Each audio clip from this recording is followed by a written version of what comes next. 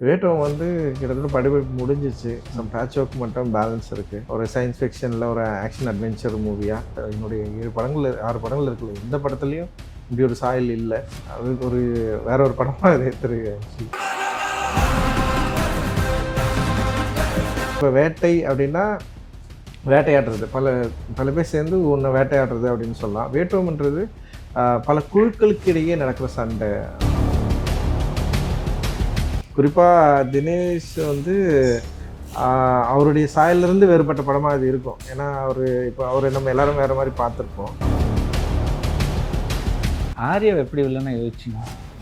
இது எல்லாருக்கும் இல்லை ஆக்சுவலி. இவன் அவனுக்கு இல்லை, அவன் இவனுக்கு இல்லை, அந்த மாதிரி தான் இது வந்து கொஞ்சம். வேட்டுவம் எப்போ ரிலீஸ், என்ன எது பிளான் பண்ணியிருக்கீங்களா? வேட்டுவம் வந்து கிட்டத்தட்ட படிப்பு முடிஞ்சிச்சு. சம் பேட்ச் ஒர்க் மட்டும் பேலன்ஸ் இருக்குது. நடிகர்களுடைய பங்களிப்பு முடிச்சு கொடுத்துட்டாங்க. இப்போ போஸ்ட் ஒர்க் எடிட்டிங் நடந்துகிட்ருக்கு. இன்னும் ஒரு 5 மாதங்களில் அந்த படத்தை கொண்டு வரதுக்கான முயற்சி நடந்துகிட்ருக்கு. நிச்சயமாக தமிழ் சினிமாவில் ஒரு ரொம்ப முக்கியமான திரைப்படமாக இருக்கிறதுக்கான எல்லா வாய்ப்புகளும் அந்த படத்துக்கு இருக்குது. ஒரு சயின்ஸ் ஃபிக்ஷனில் ஒரு ஆக்ஷன் அட்வென்ச்சர் மூவியாக நல்லா வந்திருக்கு. மக்கள் இது ஏற்று கொண்டாடுவாங்க, ரசிப்பாங்க அப்படின்னு நான் நினைக்கிறேன். ஏன்னா மக்களுக்கு விரும்புகிற சினிமாவை கொடுக்குறதுன்னு ஒன்று இருக்குது.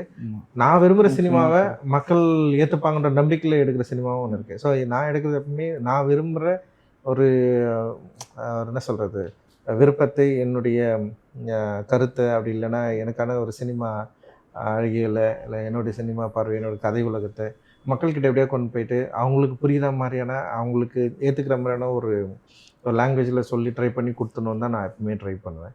ஸோ அப்படி தான் இந்த படமும் இருக்கும் அப்படின்னு நான் நினைக்கிறேன். நிச்சயமாக மக்களுக்கு நெருக்கமான ஒரு சினிமாவாக இருக்கிறதுக்கான எல்லா வாய்ப்பும் இருக்குது. ஃபுட்டேஜஸ் எல்லாமே நான் பார்த்துட்டேன். அண்டு நிச்சயமாக ஒர்க் ஆகும்னு தோணுது. உங்களோட முந்தைய படங்கள்லேருந்து இது எந்த அளவுக்கு வேறுபட்டதாக இருக்குது? அப்படியே டிஃப்ரெண்ட் லேண்ட்ஸ்கேப், டிஃப்ரெண்ட்டாக இருக்கும். ஏற்கனவே இருந்த படங்களோட சாயல் எதுவுமே இதில் இருக்காது. நான் அப்படி தான் ஒவ்வொரு படமாக ட்ரை பண்ணிட்டே இருக்கேன். நீங்கள் பார்த்தீங்கன்னா சார்பட்ட பரம்பரை, இப்போ நான் இது நட்சத்திர நகர்கிறது, தங்கலான், இது எல்லாமே 3மே வேறு சாயல்களை கொண்ட படங்களாக இருந்தது. அண்ட் வேட்டுவமும் அதே மாதிரி ஏற்கனவே எடுத்த என்னுடைய 7 படங்கள் 6 படங்கள் இருக்குல்ல, எந்த படத்துலையும் இப்படி ஒரு சாயல் இல்லை.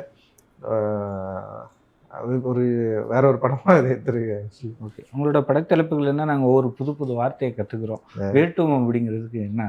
வேட்டுவம் அப்படின்னு இப்போ வேட்டை அப்படின்னா வேட்டையாடுறது, பல பேர் சேர்ந்து ஒன்று வேட்டையாடுறது அப்படின்னு சொல்லலாம். வேட்டுவம்ன்றது பல குழுக்களுக்கு இடையே நடக்கிற சண்டை.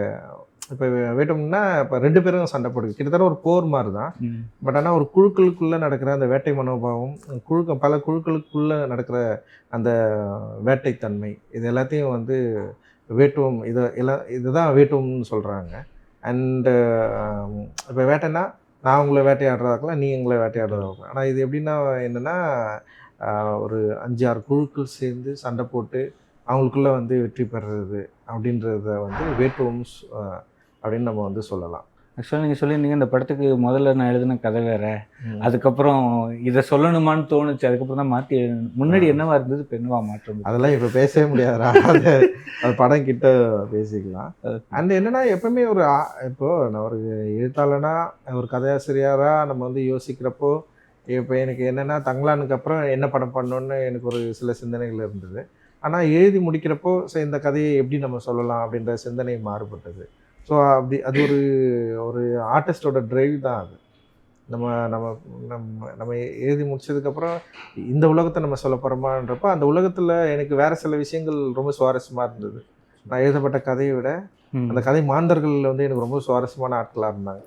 சரி, அந்த கதை மாந்தர்களை மட்டும் வச்சு நம்ம வேற ஒரு வேர்ல்டை கிரியேட் பண்ணலான்னு நான் கிரியேட் பண்ணியிருக்கேன். தினேஷ்க்கு இது எப்படிப்பட்ட படமாக இருக்குது? தினேஷ்க்கு மட்டும் இல்லை, எல்லாருக்குமே ஒரு நல்ல படமாக இருக்கும் அப்படின்னு நான் நினைக்கிறேன். குறிப்பாக தினேஷ் வந்து அவருடைய சாயலிருந்து வேறுபட்ட படமாக அது இருக்கும். ஏன்னா அவரை நம்ம எல்லாரும் வேறு மாதிரி பார்த்துருப்போம். அண்டு இப்போ ரப்பர் பந்தில் கொஞ்சம் சீரியஸான கேரக்டராக அவர் வந்து பண்ணியிருப்பார். அண்ட் தண்டகாரணத்துலேயும் இன்னும் கொஞ்சம் சீரியஸாக மாறி இருப்பார். இப்போ இதில் என்னென்னா ரொம்ப எங்காக மாறி இருப்பார். அப்படி ஒரு வயசான கேரக்டர்லேருந்து டக்குன்னு ஒரு சின்ன பையனாக எங்காக மாறி, அண்ட் மார்ஷல் ஆர்ட்டெல்லாம் நான் பயங்கரமாக கற்றுக்கிட்டு, அண்ட் அடிமுறை மால்கம் இதெல்லாம் பயங்கரமாக கற்றுக்கிட்டு, ஒரு நல்ல பலம் பொருந்திய ஒரு ஒரு வீரனா அந்த படத்தில் நடிச்சிருக்காரு ஆக்சுவலி. ஓகே. ஆர்யாவை எப்படி வில்லனா யோசிச்சிங்க? ஆர்யா வில்லன்னே நான் சொல்லியா? ஆனால் அப்படிதான் வில்லன். அப்படியா? இல்லை இல்லை, இப்போ என்னன்னா ஒரு 5 கதாபாத்திரங்களை மையமாக கொண்ட ஒரு திரைப்படம் இது. எல்லாருக்கும் இல்லை ஆக்சுவலி. இவன் அவனுக்கு இல்லை, அவன் இவனுக்கு இல்லை, அந்த மாதிரி தான் இது வந்து கொஞ்சம் செட் பண்ணியிருக்கேன் நான். அண்டு குறிப்பாக ஆர்யாவோட எனக்கு ஒரு நல்ல நட்பு இருக்குது.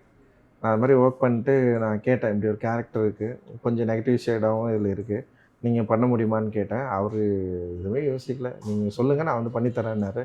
ஸோ அப்படி தான் உள்ள வந்தார் அவர். உங்களுடைய படங்களில் வந்து பெண்களோட கதாபாத்திரம் எப்பவுமே வலிமையாக இருந்ததாக இருக்கும். இந்த படத்தில் சோபிதாவோட கேரக்டர் எப்படி இருக்குது? ஆமாம், சோபிதா அவங்களுடைய கேரக்டர் வந்து ரொம்ப முக்கியமான கேரக்டராக இருக்கும். அண்டு இந்த 5 குழுக்களில் ஒவ்வொரு லீடர் இருப்பாங்கள்ல, சோபிதா ஒரு குழுவோட லீடராக இருப்பாங்க. ஸோ அவங்களும் இப்போ ஒரு பெண் தலைமை கொண்ட ஒரு லீடர்ஷிப்பாக வந்து நிச்சயமாக சோபிதா அந்த கேரக்டர் இருக்கும். அண்டு இந்த படத்துலையும் அதை நான் பேசியிருக்கோம், ட்ரை பண்ணியிருக்கேன் நான்.